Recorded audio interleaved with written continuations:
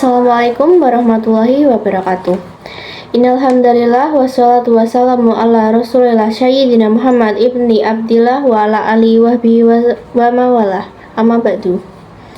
Segala puji hanya milik Allahu Rabbi. Segala zat yang Maha Ghafur, zat yang Maha Syukur, yang telah memberikan beribu-ribu nikmat yang tidak terukur. Nikmat iman, nikmat Islam, sampai nikmat sehat walafiat sehingga kita bisa berkumpul di tempat yang insya Allah diberkahi Allah Subhanahu wa Ta'ala.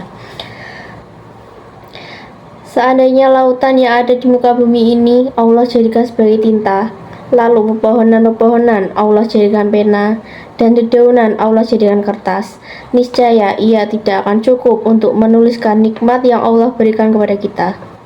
Salawat serta salam semoga tercurah limpahkan kepada Nabi akhirul zaman, seorang Nabi yang lahirnya saja membuat goncang alam semesta, membuat heboh para malaikat Allah, yang kalau bukan karenanya tidak akan Allah ciptakan alam semesta ini. Siapakah dia yang tak lain dan tak bukan, yaitu Nabi Muhammad SAW. Semoga keluarganya, sahabatnya, dan kita selaku umatnya yang mengikuti sunnah-sunnahnya semoga mendapatkan syafaatnya. Amin. Allahumma amin. Hadirin yang berbahagia, tak ada yang sia-sia seluruh yang diciptakan Allah. Kata-kata ini benar karena seluruh keberadaan di jagat ini memiliki maksud dan tujuan, entah diketahui manusia ataupun tidak. Termasuk dalam hal ini seluruh anggota badan manusia seperti mata, hidung, telinga, lisan, kaki, tangan, dan organ-organ luar dalam tubuh, serta sel-sel yang tak terhitung jumlahnya. Semua itu merupakan nikmat besar, nikmat yang tak mungkin bisa dibalas secara sepadan, kecuali sekedar mensyukurinya, baik melalui kata-kata maupun perbuatan. Bersyukur lewat perkataan bisa dilakukan dengan mengucapkan hamdalah atau kalimat puji-pujian lainnya. Sementara bersyukur lewat tindakan akan tercermin dari kualitas perbuatan, apakah sudah baik, bermanfaat, atau sebaliknya. Di antara semua anggota badan itu, yang paling krusial adalah lisan. Lisan merupakan perangkat di dalam tubuh manusia yang bisa menimbulkan manfaat, namun sekaligus mudarat yang besar bila tak benar penggunaannya. Karena itu ada pepatah Arab mengatakan, Salamatul insan fi hifdil lisan, yang artinya keselamatan seseorang tergantung pada lisannya. Melalui kata-kata, seseorang bisa menolong orang lain, dan lewat kata-kata pula seseorang bisa menimbulkan kerugian tak hanya bagi dirinya sendiri, tapi juga bagi orang lain. Saking krusialnya, Islam bahkan hanya memberi dua pilihan terkait fungsi lisan, untuk berkata yang baik atau diam saja. Seperti bunyi hadis riwayat Imam Al-Bukhari, A'udzubillahi minasyaitonirrajim, Bismillahirrahmanirrahim. Wa man kana yu'minu billahi wal yawmil akhiri fayaqul khairan uliyasmut, yang artinya, siapa yang beriman kepada Allah dan hari akhir, hendaklah dia berkata yang baik atau diam saja. Rasulullah mendahulunya dengan mengungkapkan keimanan sebelum memperingatkan tentang bagaimana sebaiknya lisan digunakan. Keimanan adalah hal mendasar bagi umat Islam. Ini menunjukkan bahwa urusan lisan bukan urusan main-main. Hadis di atas bisa dipahami sebaliknya atau mafhum mukhalafah, bahwa orang-orang tak bisa berkata baik maka patut dipertanyakan kualitas keimanannya kepada Allah dan hari akhir. Ini menarik karena lisan ternyata berkaitan dengan teologi. Kenapa dihubungkan dengan keimanan kepada Allah dan hari akhir? Hal ini tentang pesan bahwa segala ucapan yang dikeluarkan manusia sejatinya selalu dalam pengawasan Allah. Ucapan itu juga mengandung pertanggungjawaban, bukan hanya di dunia, melainkan di akhirat pula. Orang yang berbicara sembrono tanpa mempertimbangkan dampak buruknya mengindikasikan pengabaian terhadap keyakinan bahwa Allah selalu hadir, menyaksikan, dan hari pembalasan pasti akan datang. Allah juga mengutus malaikat khusus untuk mengawasi setiap ucapan kita, seperti dalam Quran surah Qaf ayat 18 yang bunyinya,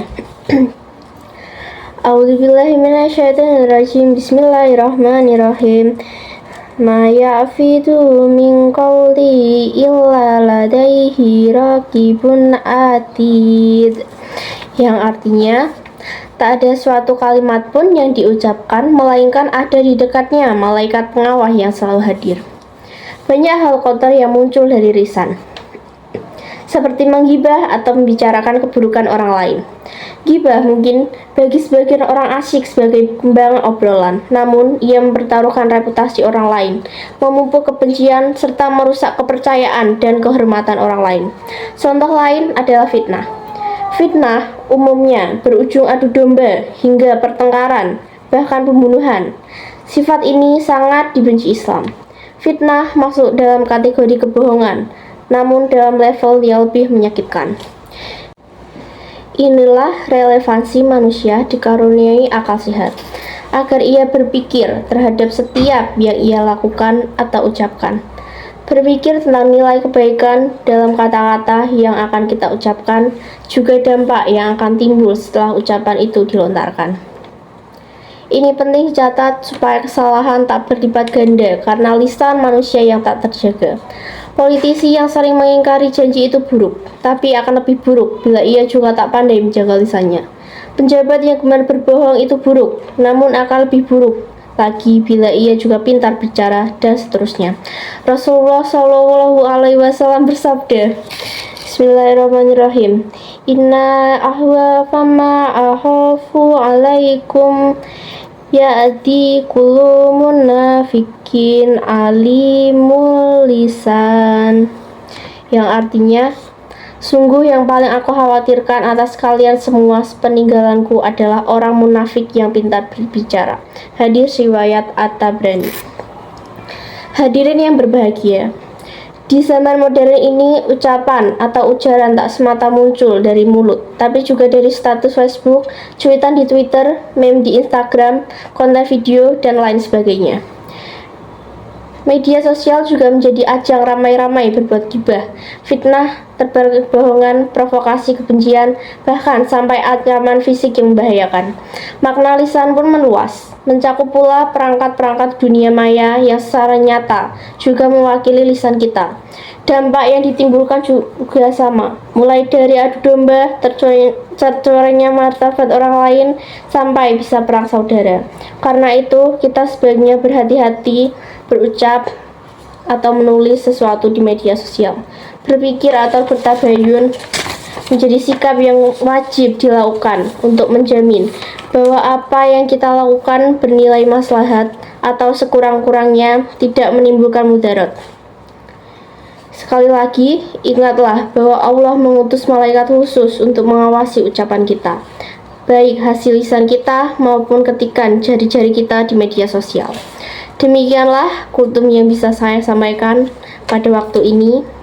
Semoga bisa bermanfaat untuk kita semua. Jika terdapat hal baik itu dari Allah, dan jika terdapat hal yang buruk itu datang dari diri saya pribadi.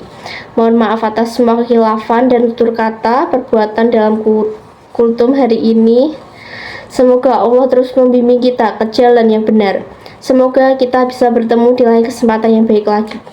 Aqulu qauli hadza wa astaghfirullahi li wa lakum wastaghfiruhu innahu huwal ghafurur rahim. Wassalamualaikum warahmatullahi wabarakatuh.